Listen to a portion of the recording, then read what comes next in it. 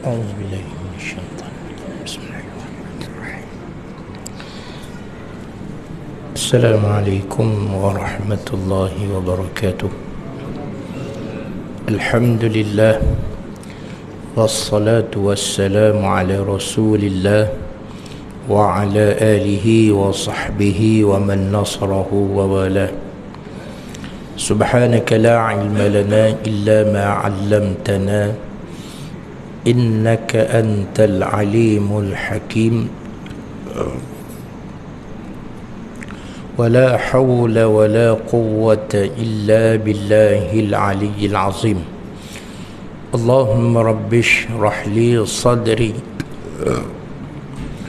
ويسر لي أمري واحلل عقدة من لساني يفقه قولي.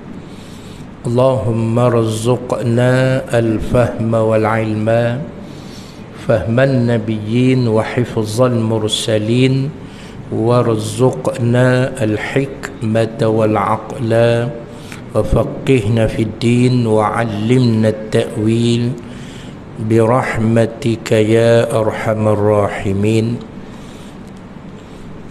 اللهم لا سهل إلا ما جعلته سهلا، وأنت تجعل كل حزن إذا شئت سهلا. اللهم اتمم لنا نورنا واتمم لنا بكل خير يا أرحم الراحمين. آمين يا رب العالمين.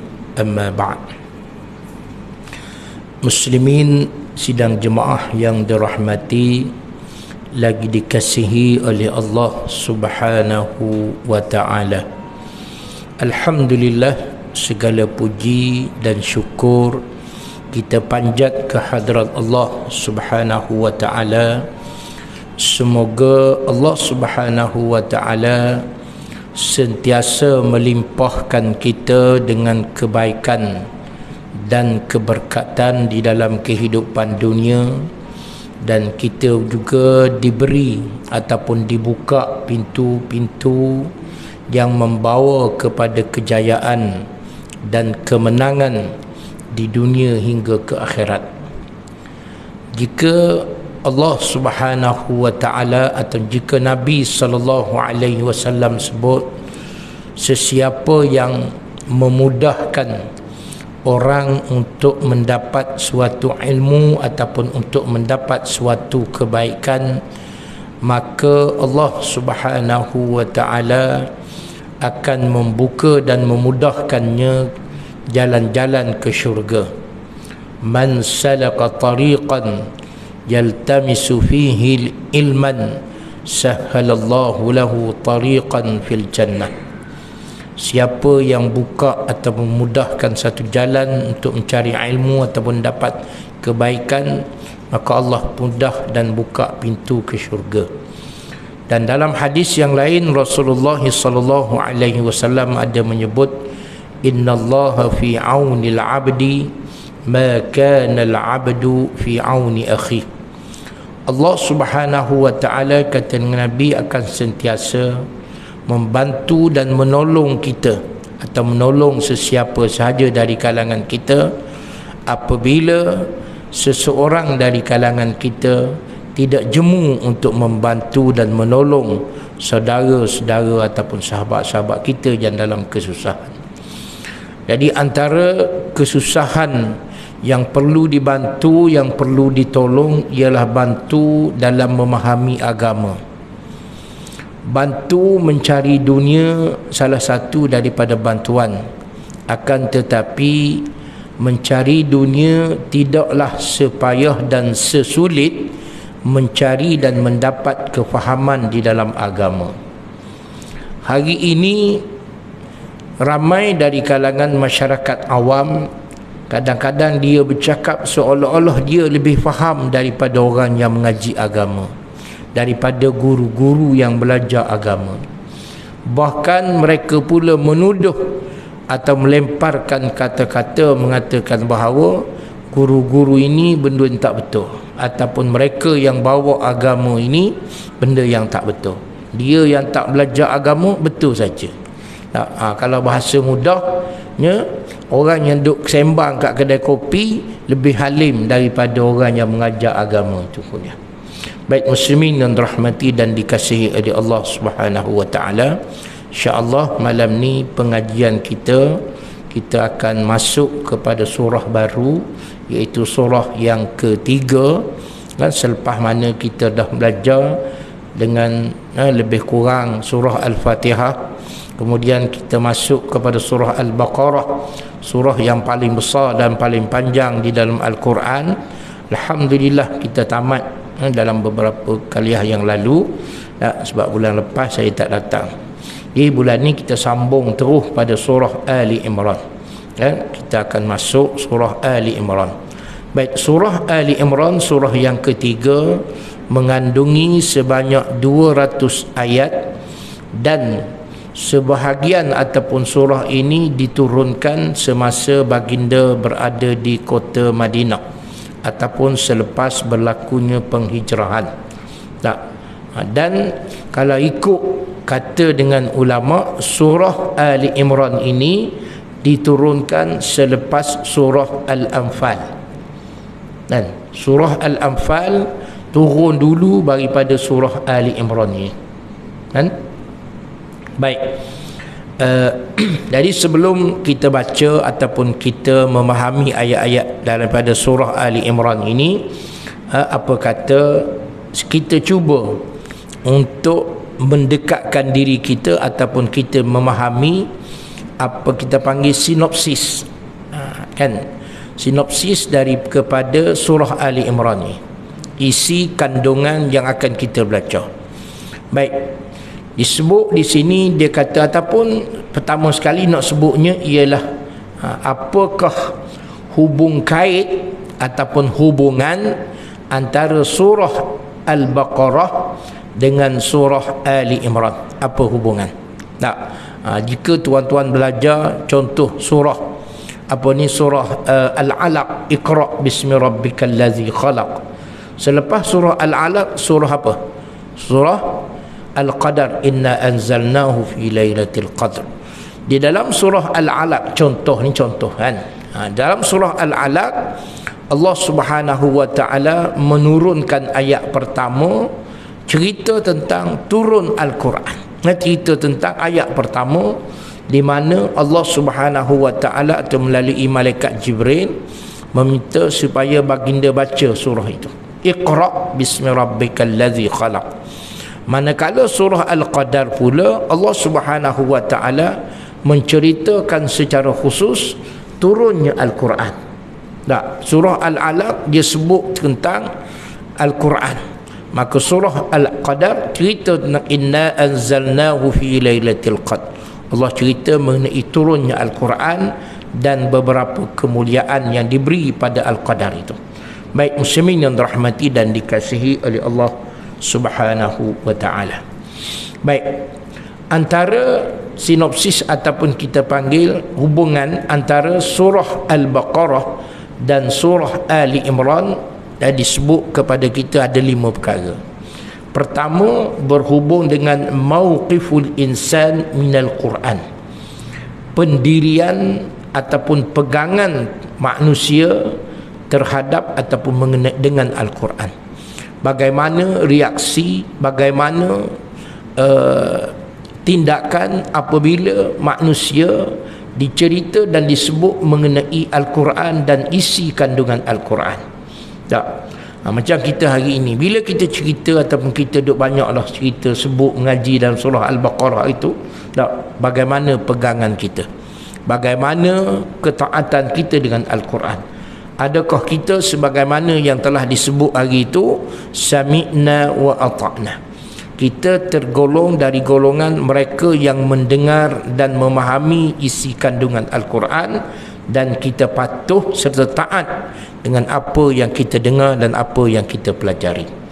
Ataupun kita sekadar mempelajari dan mendengar cerita-cerita ataupun hukum-hukum di dalam Al-Quranul Karim, tetapi sekadar sami'na, sekadar kita dengar sahaja, tapi kita tidak taat, kita tidak patuh, ataupun kita tidak ikut apa-apa yang disebut di dalam Al-Quran itu. Jadi surah Al-Baqarah ataupun surah Ali Imran ini dia kata bada'ati suratan bi zikril Quran. Pertama sekali kedua-dua surah Al-Baqarah dan surah Ali Imran ini kedua-duanya menceritakan tentang Alkitab, iaitu Al-Quran. Surah Al-Baqarah ayat kedua sebut zalikal kitab, manakala surah Ali Imran pada ayat yang ketiga Allah sebut nazzala alaikal kitaba bil haqq. Allah sebut Allah turunkan Al-Quran kepada baginda Nabi sallallahu alaihi wasallam dengan sebenar. Itu antara hubungannya. Dan Allah juga sebut tentang wahaddada mawqifan nas minhu. Bila mana Allah sebut Al-Quran diturunkan, Al-Quran diturunkan. Surah Ali Imran sebut Al-Quran diturun. Surah Al-Baqarah menyatakan bahawa Al-Quran ataupun kitab Al-Quran yang diturunkan oleh Allah Subhanahu wa taala kepada baginda Nabi Muhammad sallallahu alaihi wasallam secara khusus dan secara umumnya kepada kita selaku umat Nabi Muhammad sallallahu alaihi wasallam. Dalam surah Al-Baqarah Allah sebut Al-Quran merupakan hudan. Al-Quran merupakan satu buku memandu dan menunjuk manusia dengan kebenaran yang membawa kepada kejayaan. Sebab itu dia sebut hudan lil muttaqin. Kejayaan, hudan, petunjuk al-muttaqin disebut dengan orang-orang yang berjaya. Disebut di dalam Al-Quran innalil muttaqina mafaza. Innalil muttaqina 'inda rabbihim jannatin na'im. Dan berbagai-bagai lagi ayat Allah sebut cerita mengenai orang yang bertakwa. Jadi Allah Subhanahu taala sebut dalam surah Al-Baqarah mengenai cerita atau bagaimana manusia yang menjadikan Al-Quran sebagai panduan. Al-Quran dijadikan sebagai ikutan, maka pertama orang itu berjaya.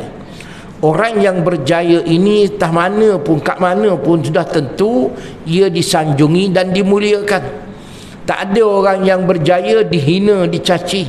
Tak, orang yang hina ataupun diperlekeh itu sebab orang yang tidak berjaya ataupun orang yang melakukan kesilapan. Mereka yang melakukan kekurangan, mereka yang banyak kelemahan, itu orang-orang yang disebut dengan kesilapan ataupun khasirin, orang-orang yang rugi. Jadi muslimin yang dirahmati sahabat-sahabat semua, di dalam dua surah ini Allah Subhanahu wa taala sebut sedemikian.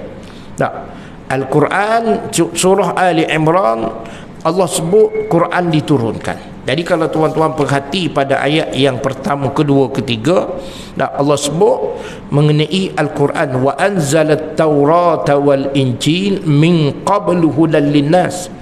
Allah Subhanahu wa taala sebut bahawa kebenaran yang dibawa oleh Al-Quran sama sebagaimana cerita ketika mana Allah Subhanahu wa taala menurunkan kitab-kitab lain seperti Injil, kitab Taurat ataupun kitab Zabur kepada manusia. Jadi kitab-kitab selain daripada Al-Quran juga yang diturunkan oleh Allah Subhanahu wa taala pada permulaannya ialah hudan linnas, nak memandu manusia kepada ataupun ke arah jalan kebenaran, nak memandu manusia supaya manusia faham di antara yang benar al-haq dan al-batil, di antara yang benar dan yang tidak benar, supaya manusia tahu dan faham di mana Al-Quran menceritakan kepada manusia perkara-perkara yang disebut al-haqiqi, perkara yang sebenar dan perkara yang tidak sebenar. Ataupun kita sebut Al-Quran mengkisah dan menceritakan kepada umat manusia di antara perkara yang diredai oleh Allah dan perkara yang tidak diredai oleh Allah. Ataupun kita sebut juga perkara yang disebut dengan dosa dan pahala, perkara yang disebut dengan syurga dan neraka. Apapun yang kita laku ataupun perkara apa pun yang kita buat, apabila ia berlandas berpandukan kepada Al-Quran, berpandukan kepada ajaran kebenaran Islam, maka sudah tentu ia mendorong dan mengajak manusia kepada syurga. Manakala perkara yang tidak berpandu dan berasaskan kepada Al-Quran, sudah tentu macam mana pada pandangan manusia baik pun sebenarnya dia tidak bawa syurga, tuan-tuan. Ya? Benda baik yang bawa syurga ni ialah apabila ia mengikut hudan Al-Quran, ia mengikut panduan dan tunjuk ajar daripada Al-Quran, baru disebut bawa kepada syurga. Tak kira bidang apa pun yang kita pada di atas muka dunia, sama ada disebut seorang ahli perniagaan, seorang ahli pendidikan, seorang ahli ekonomi, seorang ahli politik, seorang ahli sejarah, seorang ahli astronomi, kaji bulan, kaji bintang, kaji dunia, kaji apa semua sekali, jika tidak berasas dan berpandukan kepada Al-Quran, walau pada mata kasar ia merupakan perkara yang baik dan elok, bukan itu perkara yang bawa pada syurga, tuan-tuan. Bawa kepada syurga ataupun disebut dengan ada dosa pahala ini, mestilah perkara itu berlandaskan pada Al-Quran ataupun tidak, bukan yang disebut oleh mana-mana manusia. Tak. Jadi dia sebut kepada kita surah Al-Baqarah dan surah Ali Imran ini, kedua-dua dia kata zikru halil mu'minin wa ghairil mu'minin bih. Dua-dua surah Al-Baqarah dan Ali Imran ini mengisah dan menceritakan, menyebut dan mengingatkan kepada kita mengenai ataupun keadaan, dua keadaan manusia. Satu, keadaan manusia yang taat, patuh dan beriman kepada Allah.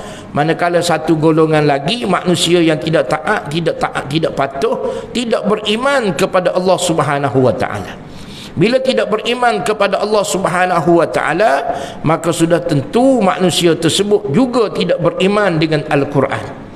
Nah, ini siapa? Wallahu a'lam. Sebab tu kita sebut tadi, antara perkara yang kita nak sebut ataupun disebut oleh Allah Subhanahu wa taala yang akan kita baca dalam surah Ali Imran nanti, kisahnya begitu. Apa dia? Mauqifun nas, pendirian dan pegangan manusia mengenai ajaran yang disebut oleh Al-Quranul Karim. Nah, apabila kita baca Quran, Allah sebut sedemikian.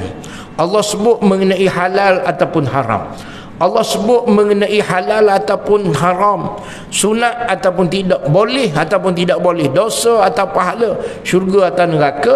Bagaimana mauqif kita, pendirian kita, bagaimana pegangan kita, bagaimana stand kita. Jika kita sami'na wa ata'na, insya-Allah ulaika humul muflihun. Jika kita taat, kita dengar dan kita pelajari, kita faham, kita tahu, maka kita disebut dengan sami'na, kita dengar, dan ata'na, kita patuh, kita ikut apa yang disebut oleh Al-Quran. Ya, bukan kita ikut kepala otak kita, kalau bahasa kasar sebut itu. Nah, walau cerdik mana manusia sekalipun, sebagaimana yang saya rasa saya pernah sebut kepada tuan-tuan dalam surah Al-Baqarah itu. Nah, di mana ketika kita baca surah Al-Baqarah, antara perkara yang kita sebut ialah ihdinas siratal mustaqim. Nah, kita minta jalan yang betul, ataupun kita minta benda yang betul. Saya pernah tanya tuan-tuan dan puan-puan, sahabat-sahabat semua, tuan-tuan sebut ihdinas siratal mustaqim tu, tuan-tuan nak betul apa? Apa yang tuan-tuan rasa nak betul tu? Nak betul dari sudut mana? Betul tu dari sudut mana, tuan-tuan? Dari sudut apa yang tuan-tuan rasa ihdinas siratal mustaqim tu nak betul dari sudut apa? Ini perkara kita kena faham, tuan-tuan. 17 kali kita wajib sebut satu hari, tuan-tuan. Subuh 2 kali, zuhur 4 kali, asar 4 kali, maghrib 3 kali, dan isyak 4 kali lagi. 17 kali satu hari kita sebut ihdinas siratal mustaqim. Kalau kita tidak faham apa yang kita nak, kita kata ya Allah tunjukkan, hidayahkan, hidayahkan kami, mana tunjukkan kami al-mustaqim, siratal mustaqim, jalan yang lurus. Benda yang betul tu apa dia, tuan-tuan? Apa maksud jalan yang lurus? Jalan yang lurus itu kata dengan ulama ada 5 perkara. Ada 5 perkara. Pertama dia panggil hidayatul fitri. Pertama, hidayatul fitri, petunjuk. Allah, kita minta Allah bagi, Allah tunjuk kita betul dari sudut jalan atau perkara yang fitrah, perkara semula jadi yang ada pada kita. Tak, Saya selalu sebut antara perkara semula jadi, bila kita lahir, bermula daripada kita lahir, apa dia semula jadi, tuan-tuan? Apa dia, adik? Semula jadi kita lahir ke dunia ni. Zaki, apa dia Zaki? Bila kita lahir kat dunia, apa benda semula jadi? Apa dia? Apa dia, Haji? Apa dia? Tak tahu. Kau tak ingat? Apa dia, tuan? Apa dia, Kak? Lahir mula-mula benda semula jadi, iaitu baby itu akan menangis ataupun keluar suara. Kalau kalau baby itu yang baru lahir keluar senyap, tak bunyi suara apa, putralah semula jadi ke tak? Doktor misi yang mengambil masalah tu salin tu akan risau. Nak selepas lap apa semua, dia akan pegang kaki dia, tepuk perut, tepuk belakang, nak suruh bayi tu keluar suara. Tak kira lah suara tu bunyi macam mana, nak suruh keluar suara. Tak keluar suara, pas sudah sampai 3-4 hari duk senyap gitu je, tak semula jadi, tidak fitrah. Benda tu nak betul tu tuan. Kenapa tepuk perut? Nak suruh dia menangis kalau kita kata. Tak. Doktor misi tepuk perut, tepuk belakang, nak suruh bayi tu menangis. Bila bayi tu menangis, mak ayah dia pula tepuk, nak suruh tak menangis. Tak boleh tidur malam, bayi tak menangis, panggil tanya untuk email, telefon malam-malam. Ustaz, anak saya pukul 12 per 1 tak boleh tidur lagi ni ustaz. Kenapa? Dok menangis. Puas tepuk pula. Nak mak dia tepuk, ayah dia tepuk, nenek tepuk, nak puas hayung macam-macam, nak suruh berhenti menangis. Tadi tak menangis dia tepuk ni. Bila menangis pula dia suruh tepuk pula. Begitulah kita manusia tu. Jadi perkara yang pertama nak betul, seperti contoh tadilah. Bila kita lahir saja kepada dunia, tuan-tuan, bayi tu nak menangis, atau keluar suara. Bila keluar daripada perut ibu, antara perkara lainnya apa dia lagi, tuan-tuan? Dia akan tidur sendiri. Dia akan rasa mengantuk. Kita ajar ke? Mudah lahir 2 jam tak tidur-tidur lagi. Kenapa ni? Risau kita. Bayi tu lahir pula tidur sepanjang hari tak bangun-bangun. Sisa juga. Tidak fitrah, tidak semula jadi. Ada masa dia tidur, ada masa dia bangun. Ada masa dia makan, ada masa dia buang air. Semua tu fitrah, semula jadi. Dan perkara semula jadi ini disebut oleh ulama merupakan asas kepada kehidupan. Asas dalam hidup kita, tuan-tuan. Kita boleh bernafas, keluar nafas, bernyawa. Tak ada nafas keluar, sedup udara semua tu bernafas semula jadi. Tiba-tiba lahir-lahir tak boleh bernafas, duk kerah macam tu. Macam mana? Risau kita, tuan-tuan. Tak. Jadi nak betul. Pertama, kata ulama, betul tak apa dia? Betul fitrah kita semula jadi kita, yang disebut sebagai keperluan, disebut sebagai asas hidup. Bukan perlu. Baik, bila perlu benda asas hidup ni betul, masuk yang kedua. Yang kedua dia panggil hidayatul hawas. Kita minta Allah bagi kat kita yang kedua, tuan-tuan dan puan-puan, apa dia? Betulkan dan dipanggil hawas. Hawasnya apa dia? Panca indera. Mata, telinga. Lahir-lahir tak boleh buka mata. Lahir-lahir tak dengar telinga. Mulut tak boleh nak menelan ataupun sebagainya. Maka bila lahir kita nak mata, telinga, mulut, kaki, tangan semua boleh dengan betul tu. Dan hawas ni atau panca indera ni disebut sebagai keperluan hidup. Benda kita perlu tak kepada mata dia?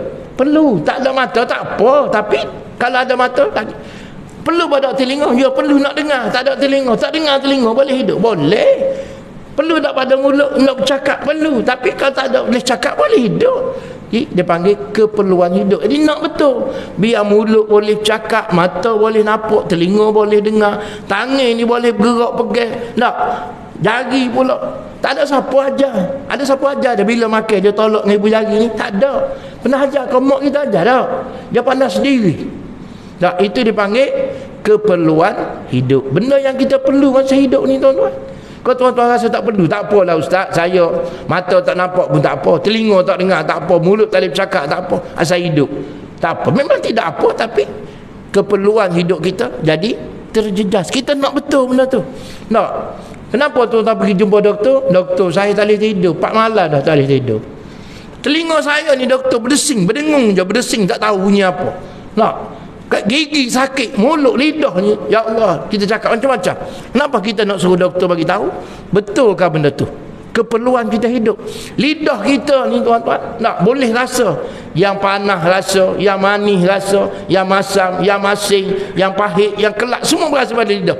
Tiba-tiba satu hari letak air tawar ke, air Milo ke, air panas ke, air sejuk, lidah kita tak boleh rasa apa-apa. Puas kita pergi jumpa doktor pula.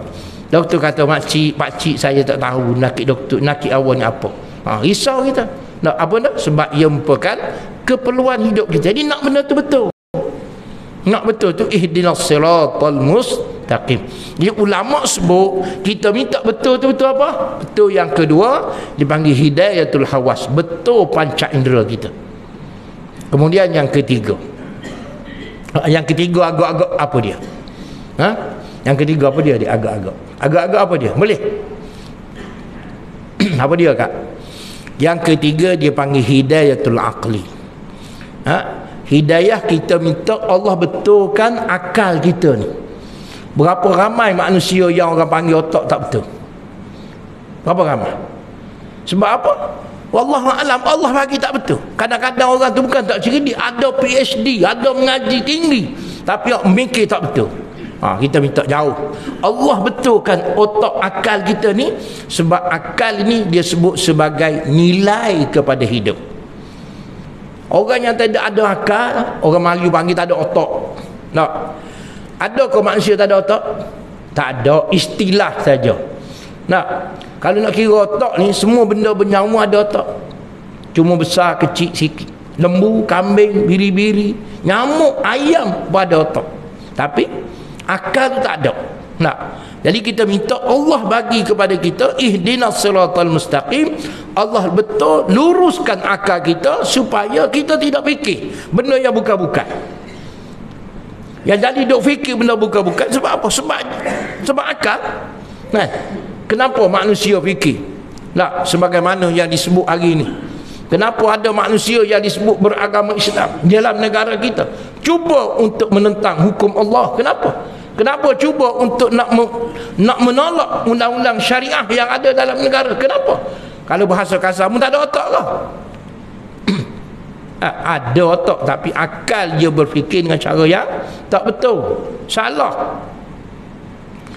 Sebab apa salah? Sebab dia pergi mengajar benda yang tak betul. Macam kita, kalau pergi makan benda yang tak betul, kenapa jadi? Jadi mabuk tu apa? Bila benda yang tak betul ni tuan-tuan, bukan kata makan dia jadi mabuk, belajar pun sama. Bila belajar benda yang tak betul, dia mabuk juga. Tapi dia tidak mabuk macam minum. Dia mabuk, cara dia berfikir itu seolah-olah macam orang mabuk. Kenapa? Itulah yang ada hari ni tu. Sebagaimana yang tuan-tuan hari ni kan, sehari dua ni duk sibuk tentang yang berlaku dekat Mahkamah Syariah Negeri Kelantan tu. Ni apa nama? Ni Elin. Bukan orang muda, umur dah tua dah tuan-tuan, tapi nak cabar undang-undang syariah yang ada dalam negara, walaupun undang-undang yang ada tu tidaklah setara mana. Sebab tu dia cabar sebenarnya tuan-tuan. Sebab undang-undang sivil yang ada di Malaysia lebih hebat, lebih kuat daripada undang-undang syariah. Bukan nak cerita, nak sebut tadi akal ni. Bukan kata dia tu orang tak cerdik, dia orang tak mengaji. Bukan kata dia tu jenis orang duduk dalam hutan, duduk dalam hutan macam orang asli tu. Orang asli tak cerdik, tak tahu pula, dia tak reti nak buat. Nak ni reti dia nak pergi berhujah lawak dan sebagainya. Ada pula sokongan daripada kumpulan-kumpulan tertentu. Kenapa? Sebab akalnya tak betul. Jadi bila tak betul begitu tuan-tuan dan puan-puan, apa yang kita tengok nilai pada mereka? Nilai apa? Kita kata ni tak betul. Mana nilai hidup mereka tu dah kurang.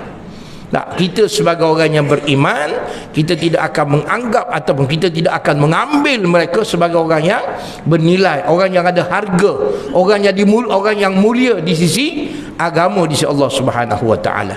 Jadi tuan-tuan, puan-puan, sahabat-sahabat semua, kita minta ihdinas siratal mustaqim. Semoga Allah tunjuk kepada kita, betulkan kita dari sudut akal. Jangan duk fikir benda hak karuk-maruk.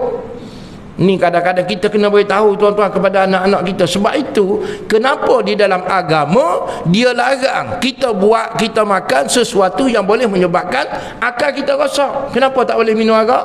Boleh merosakkan akal. Kenapa tak boleh makan dadah, benda yang memabuk benda tu? Sebab dia boleh merencatkan akal. Tak boleh rosak. Sebab hukum kata walaupun akal tu kita punya, makan benda tu berdosa. Kita kata apa salahnya? Bukan kamu aku makan, aku minum aku mampu. Bukan kamu. Kenapa salah? Sebab akal itu ialah hak daripada Allah Subhanahu Wa Taala. Baik, kemudian faham ya? Nah, bila tuan-tuan solat, ingat kita minta ihdinas siratal mustaqim. Yang ketiga, asas hidup kita elok, makan minum keperluan hidup, dan akal kita, nilai hidup kita pun elok. Maka kita minta yang keempat, ihdinas siratal mustaqim, minta Allah betulkan kepada kita, jadi panggil hidayatuddin. Hidayatuddin makna petunjuk ataupun petunjuk agama yang disebut oleh ulama sebagai panduan hidup. Agama ni yang mandu hidup. Akal tak dimakan minum hidup, rupa parah cantik, makan minum pun okey, tubuh sihat segar, akal pun cerdik, boleh mengaji, boleh belajar tinggi dan sebagainya. Tapi jika tidak dipandu oleh agama, tak ada satu sen gegar dia. Tak ada satu sen, comel macam mana. Oh, Masya Allah, dia punya body, dia punya badan, Masya Allah cantik, rupa paras. Tapi tak ikut agama. Ada agak syaitan. Tak. Tak ada sponsor yang tak ada nilai di sisi Allah Subhanahu Wa Taala. Kena faham betul-betul tuan. Betul kita sebut ihdinas siratal mustaqim, kita minta Allah pandu kita, Allah tunjuk kita, Allah bawa kita benda betul. Betul apa? Betul dengan agama. Kita makan betul agama, kita tidur. Bukan kata nak solat je betul agama.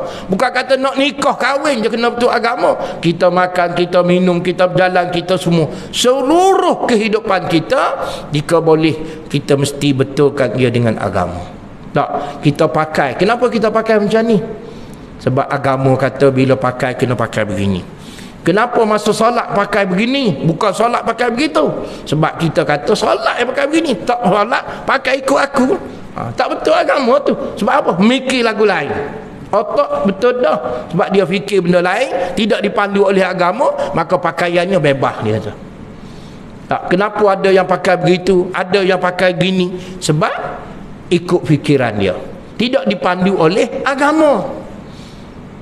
Tak, kenapa bila kita baca Al-Quran semua orang baca Alhamdulillahi Rabbil Alamin, tak ada seorang pun baca Alhamdulillahi Rabbil Alamun.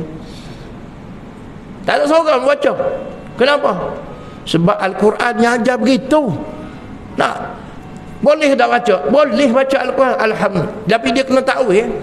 Tuan-tuan belajar dalam bahasa Arab ni, bahasa Arab boleh baca Alhamdulillah. Kalau baca Alhamdulillah boleh baca.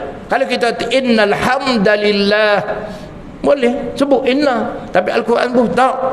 Jangan duk rekod sendirilah. Walaupun mu cerdik ngaji pandai bahasa Arab, boleh buat, boleh ikut kamu nak takwil macam mana, tapi kenapa kita tidak baca? Sebab Al-Quran sebut begitu dah. Nabi macam tu, tak ada seorang pun. Nah, Al-Quran tidak boleh dipindah. Begitulah hidup kita ini tuan-tuan, sahabat-sahabat semua. Biarlah agama yang pandu kita, tak kira dalam bab mana sekalipun. Jika tuan-tuan seorang yang minat dalam bidang pendidikan, berdidiklah anak bangsa dengan ilmu pelajaran yang berpandukan kepada agama. Bahkan kata bila pandu agama ni kena belajar Quran Usuluddin saja, tak tuan-tuan. Ajarlah sejarah ke, geografi ke, matematik ke, apa benda ilmu sains sekalipun, ajar berasaskan pada panduan agama. Macam mana? Kurang-kurang bukan saja dia tahu 2 campur A, 2 campur 1, A campur Y ke B ke apa semua, biar dia tahu bagaimana Allah Subhanahu Wa Taala melalui kiraan dan yang disebut dengan hukum-hukum yang ada, formula yang ada dalam matematik atau sains tu tuan-tuan. Nah, begitu. Jadi kita tentang agama, betul agama. Dan betul dengan agama ni tuan-tuan, dia kena betul yang kelima, yang terakhir sekali. Yang kelima, setelah mana kita punya asas hidup betul, tak, tidur bangun kita, makan tidur makan kita, tak, kemudian yang kedua panca indera kita, mata telinga kita pun elok, dengar molek, boleh bercakap dengan elok, tak sakit, tak rasa apa, kemudian akal kita pun sihat, kemudian agama pun elok dah, solat sembahyang semua. Tak. Kemudian yang terakhir sekali kena betul, dia dipanggil hidayatut taufiq. Hidayatut taufiq maksudnya ialah sesuatu yang dilakukan dengan panduan agama tadi, mesti selari dan selaras ataupun muwafaqah dengan kehendak Allah. Berapa banyak orang sebut dalam bab agama tidak sepakat, tidak selari dengan kehendak Allah, yang dipanggil dengan ajaran macam-macam. Yang ada dekat yang dipanggil dengan Syiah, yang dipanggil dengan ajaran-ajaran sesat tu. Kenapa dia orang sesat? Sebab tidak selari dengan kehendak Allah Subhanahu Wa Taala. Sebagai contoh, ada mereka yang berfahaman bila mereka belajar Al-Quran, antara ayat Quran yang boleh memesongkan manusia apabila dia belajar secara harfi ataupun dia baca sendiri. Al-Quran sebut wa'bud rabbaka hatta ya'tiyakal yaqin. Dari sudut harfi, wa'bud makna dia sembahlah rabbaka, Tuhan kamu. Dia kata sembahlah Tuhan kamu hatta sehingga ya'tiyaka, kamu didatangi ataupun didatangi akan kamu oleh al-yaqin, oleh yakin. Maksud dia cara mudah, sembahlah Tuhan kamu sehingga kamu yakin. Bila dah yakin tak payah sembahlah maksudnya. Ataupun dengan kata lain, sembahyanglah kamu sehingga kamu yakin dengan Allah. Tuan-tuan sembahyang apa hari ni tak yakin dengan Allah ke? Yakin kan? Tak yakin dengan Tuhan ke? Yakin. Habis tu sembahyang buat apa? Dah dia kata sembahyang sehingga kita yakin. Bila dah yakin tak payah solat dah. Ini fahaman yang salah, tuan-tuan. Allah tidak maksudkan begitu. Perkataan al-yaqin dalam Al-Quran maksudnya ialah sembahyang, ibadatlah kamu kepada Tuhan kamu, Rabb kamu itu sehingga kamu mati. Sehingga kita mati. Sembahyang ni bukan kata kita sehingga kita rasa kita yakin. Tak. Sebab apa? Sebab dia belajar secara harfi. Betul. Macam sebagaimana disebut dalam ayat Quran kata, tak, likulli ummatin rasul, Allah sebut bagi setiap umat itu ada rasul. Maksud ayat ini dia kata likulli ummatin rasul, bagi setiap umat itu ada rasul. Sebab itulah yang berlaku di Puchong hari itu baru tahun yang lalu, dia mengaku dia Nabi ataupun dia Rasul Melayu. Sebab dia kata Rasul Melayu tak ada lagi. Allah kata setiap umat ada Rasul. Jadi umat Melayu siapa Rasul dia? Dia mari wahyu ke mana? Sebab dia kata dia baca Quran. Pemesongan berlaku, tuan-tuan. Sebab apa? Sebab dia rekod sendiri. Tadilah otak betul, agama rasa betul dah agama Islam, tapi tidak sebagaimana yang dikehendaki oleh Allah Subhanahu Wa Taala. Jadi salah. Banyak sangat, tuan-tuan. Sama sebagaimana kalau tuan-tuan tengok berapa amat mungkin tuan-tuan pernah baca ataupun pernah lihat dalam YouTube. Orang-orang Kristian Freemason mereka mengatakan bahawa Islam tak betul. Sebab tu umat Islam duk baca ihdinas siratal mustaqim. Tunjuk kami jalan yang lurus. Kalau Islam tu dah betul, tunjuk apa lagi jalan yang lurusnya? Kita duk jalan yang betul, kita pergi tanya orang, bang, nak pergi KL jalan mana? Dia pun tunjuk kita. Jalan betul dah, kita pun lalu lain lagi. Tak tunjuk kan? Jadi itu maksud dia. Betul ke macam tu? Tak. Salah. Apakah ihdinas siratal mustaqim? Kita minta Allah tunjuk kita jalan yang betul dengan makna ya Allah kekalkan kami di atas jalan yang betul. Bukan maksud kita suruh Allah tunjuk tu. Macam tadi kita tutup bila kita lahir. Tuh. Jadi muslimin yang rahmati dan kasihnya. Azan okey. Nanti tampal lagi besar kat sini marah kat ustaz tak bagi laluan.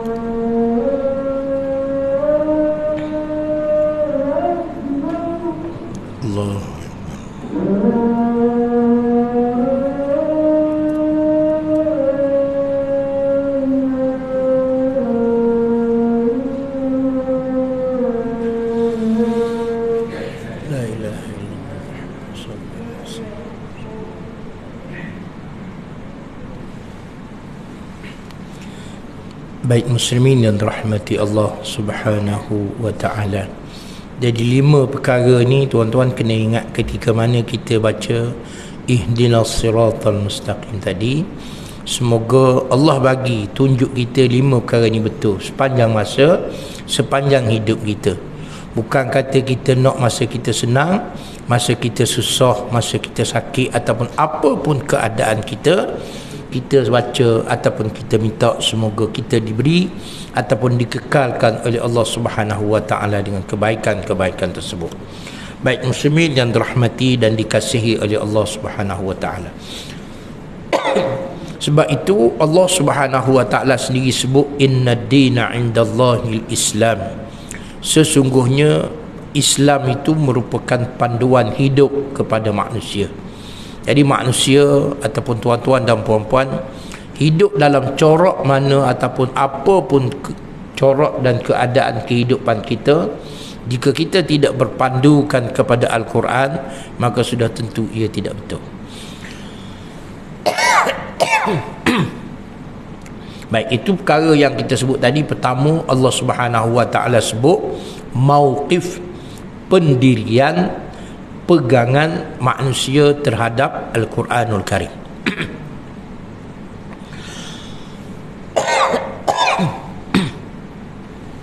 Minta maaf sekejap.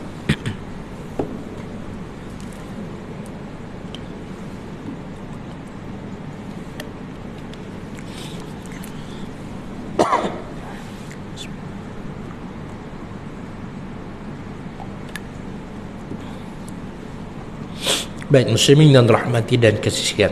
Kemudian perkara yang kedua, antara perkara yang Allah nak sebut di dalam surah yang kita baca nanti ataupun dalam surah Ali Imran ini, banding dengan surah Al-Baqarah, di mana Allah Subhanahu wa ta'ala menyebut mengenai ada persamaan di antara kejadian Nabi Adam dan kejadian Nabi Isa alaihissalam.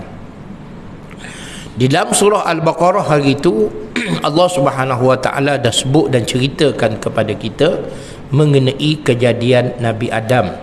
Dan dalam surah Ali Imran nanti kita akan baca ataupun kita akan diceritakan kepada kita mengenai kejadian Nabi Isa alaihissalam, di mana kedua-dua kejadian antara Nabi Adam dan Nabi Isa ni ada persamaan, iaitu kejadian yang luar biasa, bukan kejadian biasa. Kejadian biasa kita lahir ke dunia mengikut cara biasa, ada ibu ayah. Nabi Adam tak ada mak, tak ada pak, Allah SWT cerita boleh. Nabi Isa ada mak saja, tak ada pak pun, Allah SWT boleh juga cerita. Tak sebut, Allah boleh cipta juga. Itu ada persamaan, iaitu persamaan dari sudut kedua-duanya dicipta oleh Allah dengan ciptaan yang tidak biasa ataupun luar biasa. Kemudian perkara yang ketiga disebut di dalam dua surah ini, di surah Al-Baqarah dan surah Ali Imran, di mana Allah Subhanahu wa ta'ala mengisahkan kepada kita mengenai beberapa hujah yang Allah bawa kepada Nabi terhadap bangsa dan kaum Yahudi ataupun Nasrani. Cuma Allah Subhanahu wa ta'ala banyak sebut di dalam surah Al-Baqarah mengenai bangsa Yahudi, manakala dalam surah Ali Imran banyak menceritakan tentang Nasrani. Yahudi ini biasa dinisbahkan kepada Bani Israel juga, tapi Yahudi maksudnya ialah ajaran yang dibawa oleh Nabi Daud dan Nabi Musa alaihissalam, manakala Nasrani juga daripada Bani Israel yang dimaksaskan kepada cerita Nabi Isa alaihissalam. Dan itu akan cerita dalam surah tersebut. Kemudian dalam ayat yang ke surah Al-Baqarah dan dua surah ini, surah Al-Baqarah dan surah Ali Imran, Allah Subhanahu wa ta'ala sebut mengenai sighatul du'a, beberapa sirah atau beberapa bentuk teks mengenai doa. Rabbana atina dan sebagainya, di mana doa ini merupakan satu perkara yang sangat penting di dalam agama. Doa antara perkara penting dalam agama.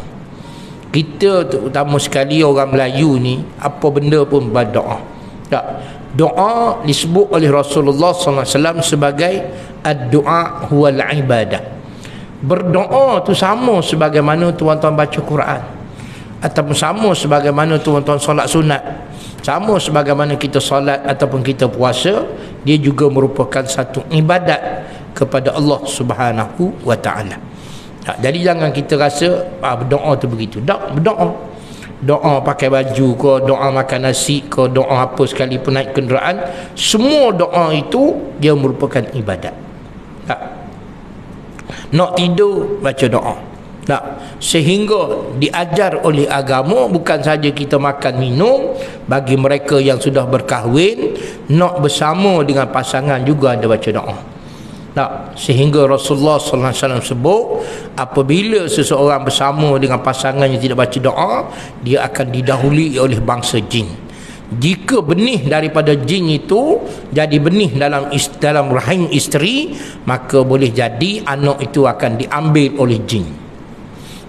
Mungkin tuan-tuan biasa dengar orang mengandung biasa 6 bulan 7 bulan kandungannya hilang. Sebab apa? Boleh jadi itu adalah hasil daripada masa dia bersama tak baca doa. Boleh jadi maka hasil daripada benih daripada jin, maka jin akan ambil anak tu. Jadi kena baca. Kena baca tuan-tuan. Walaupun nampak benda tu remeh, sebenarnya ialah itu yang banyak berlaku. Baik. Kemudian yang terakhir sekali, cerita yang akan kita sebut antara surah Baqarah dan surah Ali Imran. Allah Subhanahu wa ta'ala kata dengan dia, isbatul falah lil mu'minin.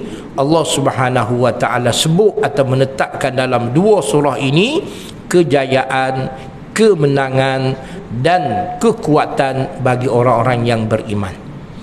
Jadi tuan-tuan, jangan rasa lemah apabila kita ada Allah. Allah bersama dengan kita. Kadang-kadang kita rasa kita ada penyakit. Tak, sebenarnya kita ada Allah, bukan kita ada penyakit. Penyakit itu didatangkan saja. Kena ada Allah. Biasa kira kita bersama dengan Allah. Tak, di dalam Al-Quran Allah banyak sebut. Seperti dalam surah Al-Baqarah Allah sebut wattaqullaha la'allakum tuflihun. Bertakwalah kita kepada Allah, mudah-mudahan kita percaya. Tak, begitu juga Allah Subhanahu wa taala sebut dalam surah Al-Baqarah Allah sebut ulaika ala hudan min rabbihim wa ulaika humul muflihun. Jadi Allah sebut tadi dalam surah Ali Imran wattaqullaha la'allakum tuflihun, maka Allah sebut pula dalam surah Al-Baqarah ulaika ala hudan min rabbihim, mereka yang berada dengan petunjuk Allah. Tadi tak, 5 perkara. Ni faham betul-betul. Ulaika ala hudan min rabbihim, mereka ataupun sesiapa yang berada di atas atau bersama dengan petunjuk panduan daripada Allah Subhanahu wa taala, maka Allah sebut ulaika humul muflihun, itulah mereka yang berjaya. Jadi tuan-tuan dan puan-puan, kena sentiasa kita sebut ihdinas siratal mustaqim tadi. Semoga kita diberi kemenangan, kejayaan dan kekuatan di dunia hingga ke akhirat insya-Allah. Jadi muslimin, sahabat-sahabat semua, saya rasa itulah antara beberapa perkara yang dapat saya sebut.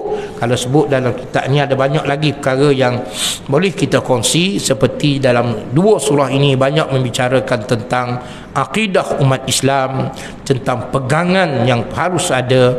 Dalam dua surah ini Allah Subhanahu wa taala banyak menceritakan mengenai peraturan undang-undang, lebih-lebih lagi peraturan dan suruhan daripada Allah Subhanahu wa taala yang terdapat dalam surah Ali Imran ini.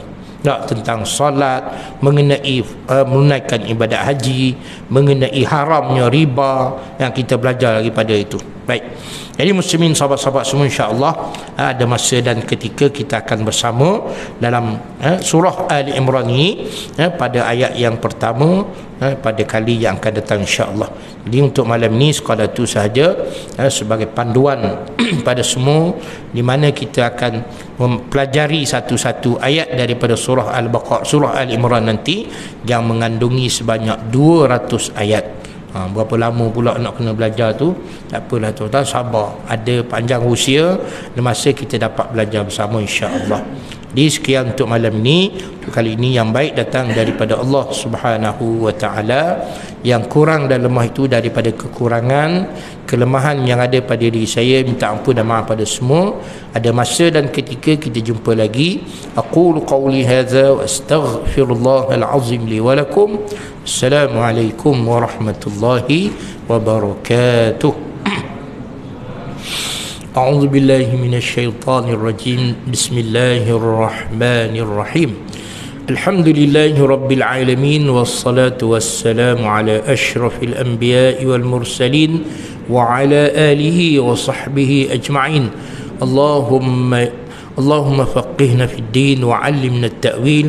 اللهم علمنا ما جهلنا وذكرنا ما نسينا وعلمنا ما ينفعنا وانفعنا بما علمتنا وزدنا علما والإيمان وتقربنا إليك يا رب العالمين. اللهم اجعلنا من الذين يستمعون القول فيتبعون أحسنه واجعلنا من الذين أنعمت عليهم من النبيين والصديقين والشهداء والصالحين وحسن أولئك رفيقا. Ya Allah, ya Tuhan kami, Engkau ampunkanlah dosa-dosa kami, dosa kedua ibu bapa kami, dosa ahli keluarga kami, anak isteri kami, dosa guru-guru kami, dosa sahabat-sahabat kami, teman-teman kami, dosa mereka yang beriman, sekalian mereka yang beriman daripada sehingga kepada hari kiamat kelak. Ya Allah, ya Tuhan kami, Kau cucikan hati sanubari kami daripada segala dosa dan noda. Kau buka pintu hati kami, Kau lapangkan dada kami, Kau tenangkan akal fikiran kami, dan Kau curah ke dalam sanubari kami ilmu pengetahuan yang memberi kebaikan dan manfaat untuk hidup dunia dan akhirat kami. Ilmu yang mampu untuk menambah, mengukuh serta menguatkan keimanan kami, ketakwaan kami, ketaatan kami, kepatuhan kami, perhambaan kami. Semoga dengan demikian ya Allah, kami diberi kemenangan dan kejayaan di dunia dan di akhirat yang lebih besar dan hakiki, bersama dengan para nabi dan rasul alaihi wassalatu wassalam, para siddiqin, bersama dengan para siddiqin, syuhada dan salihin, wa hasuna ulaika rafiqa. Wa sallallahu ala sayyidina Muhammad wa ala alihi wa sahbihi ajma'in, walhamdulillahi rabbil alamin. Qabalallahu